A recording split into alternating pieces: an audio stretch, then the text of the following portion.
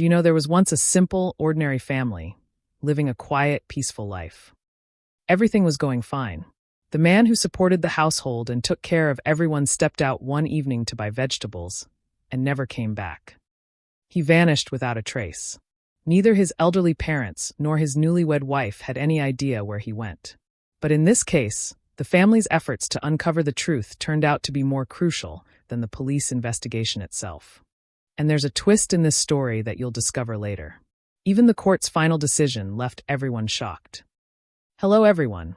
I hope you are doing well. Today, we'll talk about the case of Rakesh Kumar alias Rahul Chhawla. This story begins in Chhawla, a census town in Delhi's southwest district.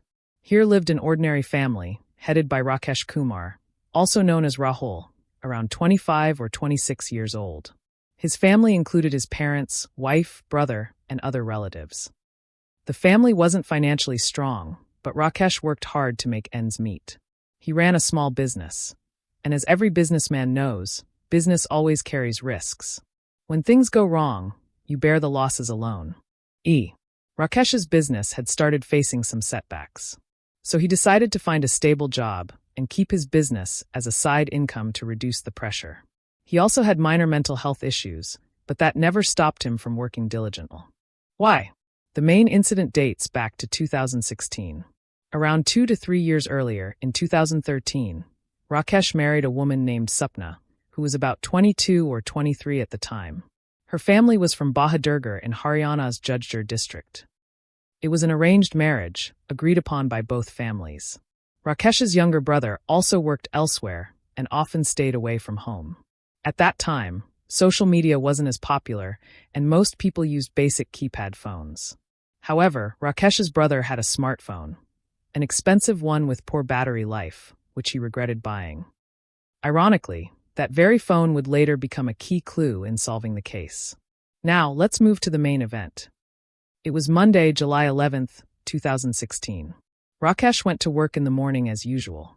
His wife and parents were at home, while his brother was out for work. By evening, Rakesh returned home, visibly worried about his unstable job seer. At that time, the neighborhood was close-knit. People often visited each other casually. When Rakesh arrived home, only his wife Sapna was there. His mother was next door, and his father was out. Upon learning that there were no vegetables left for dinner, he decided to step out to buy That was the last time anyone saw him alive. Back in 2016, Chhawla wasn't as developed. There were forests and deserted stretches around. As night fell, Sapna grew worried and called Rakesh. The phone rang, but he didn't pick up. When her mother-in-law returned, she told her, and both became anxious. Later, when the father came home, he too tried calling, but got no answer. Night turned into midnight. Villagers searched the market, but Rakesh was nowhere to be found. The next morning, Sapna went straight to the police station and filed a missing person report. The police circulated the information to nearby stations. Meanwhile, the family was filled with dread. What if something terrible had happened? Nearly 30 kilometers away, in the Chhawla area of Delhi's northwest district, a priest was walking along a deserted forest path early in the morning when he saw something strange by the roadside. As he got closer, he realized it was a man severely burned. He was still breathing.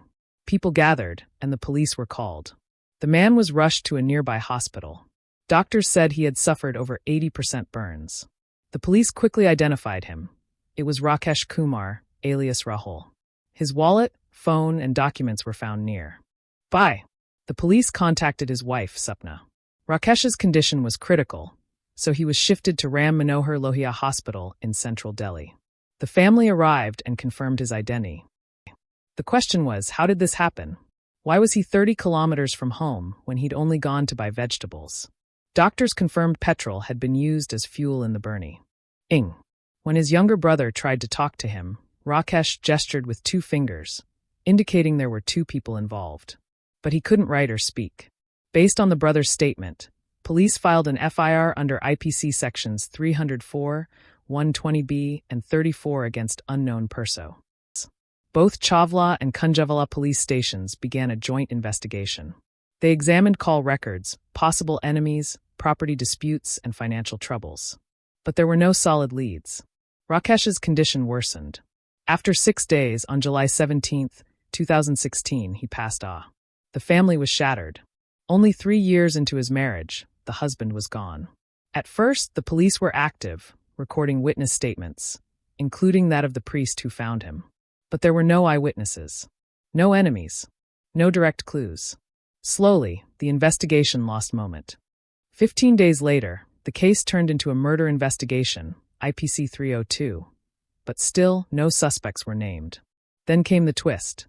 Remember the smartphone? It had an autocall recording feature. Rakesh's younger brother had given that phone to Sapna before the incident because she needed a better device. A few days later, he borrowed it back for some work, and what he found changed everything. The phone had dozens of call recordings, Sapna laughing and talking affectionately with a man. In one call, she said she couldn't visit Bahadurgar yet because she had to immerse the flowers, referring to flowers from her husband's funeral. In another recording, she said angrily, "If you had to do it, you should have done it properly. Why use fire? Why make him suffer like that?" It was clear she was happy her husband was dead, just upset about how it was done. In another recording from the night of July 11th, the man told her, "It's done." He asked if anyone was around. She said, "No, no one's air." Listening to these recordings, Rakesh's family was horrified. When they confronted Sapna, she broke down and confessed she had plotted her husband's move.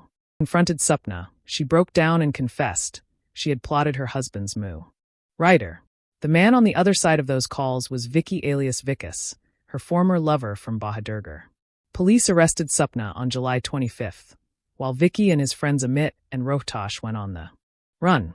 During interrogation, Sapna revealed everything. She and Vicky had been lovers before her marriage, but her family forced her to marry Rakesh.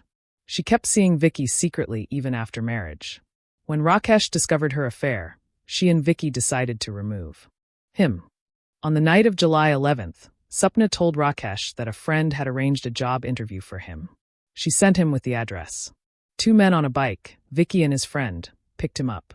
They took him to a deserted area near Chhawla, gave him alcohol to make him unconscious, and then set him on fire after dousing him with pee.